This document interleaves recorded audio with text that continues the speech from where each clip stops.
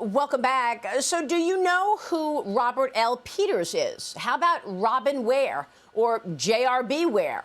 These are the known fake names that then Vice President Joe Biden used in several email exchanges. House Oversight Committee Chairman James Comer is now demanding to see those emails. They are unredacted emails. He wants them released from the National Archives involving these pseudonyms, in addition to any interactions between Joe and Hunter with Ukraine and Bartiromo officials. This as some House Republicans are pushing for an impeachment inquiry into President Biden. GOP Florida Congressman Greg Steube has already moved forward with his own articles of impeachment, calling the Biden family's business deals treasonous activity. Joining me right now is House Majority Leader Steve Scalise. And Mr. Majority Leader, it's great to have you this weekend. Thanks so much for being here this weekend. It's always great to be with you, Maria. Thanks for having me. I'd like to know about these alias names of Joe Biden. What can you tell us about it? Was he using different names to conceal money moving into these 20 shell companies that were set up while he was vice president that we've heard about from the House Oversight Committee chairman? Well, Maria, lots unknown on this still. You know, it was Jamie Comer's Oversight Committee that just uncovered it. We've been sending a lot of letters to a lot of agencies to get information. We've had whistleblowers, of course, come forward with some real bombshells that have created more stirs and actually caused the White House to change their tune on things. Remember, you know, in the early days for months, Karine Jean-Pierre said, oh, no, Joe never talked about business with Hunter, never.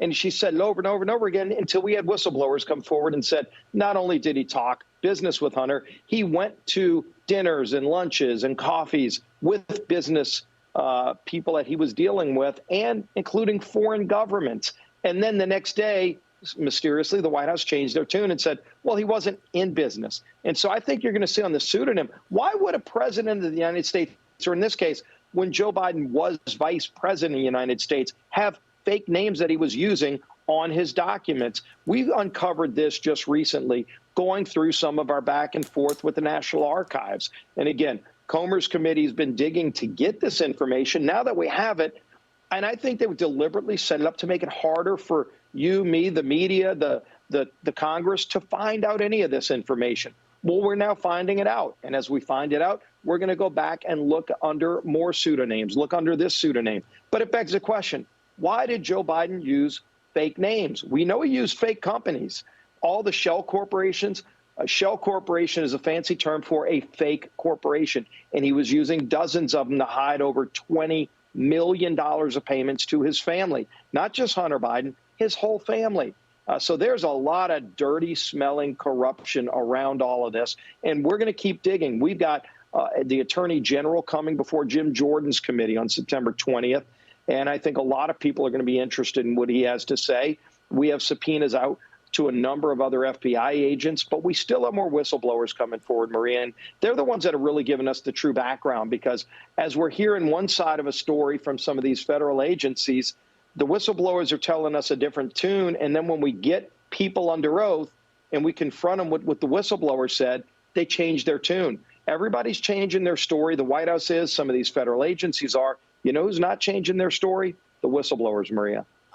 Where is the impeachment activity? Are you in favor of an impeachment inquiry? Yeah, and if you look at this, you know, and I've been talking to Jim Jordan a lot about this, because ultimately we go through his committee, the Judiciary Committee, because every time we find something, it leads to more serious questions. So it sounds like the priorities when you all come back in September will be a potential impeachment inquiry, but also keeping the government open. Congressman, I feel like we've got another potential government shutdown looming. You've got 12 spending bills, the appropriations process. They're still in limbo. Speaker McCarthy is suggesting a short-term extension of last year's spending priorities. But Axios is reporting that you may have a Republican revolution if that takes place. Tell me what happens here. Will the government run out of money? We're going to take care of our responsibility to properly fund the government, but also to scrutinize this government. There is a lot of scrutiny that needs to happen with the trillions of dollars that have gone out the door, some of it fraudulently, where Biden doesn't even care. We've highlighted it. Fraudulent payments, in some cases, going to foreign countries. and they don't even care. This is your taxpayer money going to illegals, going to foreign countries, and yet they want to just keep blowing that money out of the door. So we're going after that, too, in these appropriations bills. Well, Joe Biden wants more money. He's got a supplemental ask right now for $40 billion. Why doesn't he take it, by the way, from some of the illegal payments that we've identified, COVID money that was supposed to be for people suffering from COVID, small business owners trying to keep their workers on the payroll. And instead, some of that money went to foreign countries. Some of that money went to people here illegally. And we've highlighted it. And the Biden administration doesn't care. They won't go after any of this. They won't work with us to go and claw that money back. The taxpayers deserve that money back. So if he wants to look for a place to find the money, there's one place right there, Maria. Wow. So in terms of the continuing resolution, is that what we should expect? Well, we still have a few weeks left when we return in September to try to get agreements. There are some negotiations going on right now, even though we're not in D.C. We're negotiating on some of the bills we passed out of committee.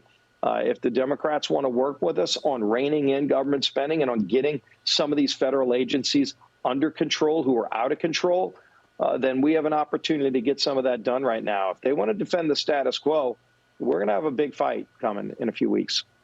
All right. We will be watching all of that. We so appreciate your time. Congressman, thank you.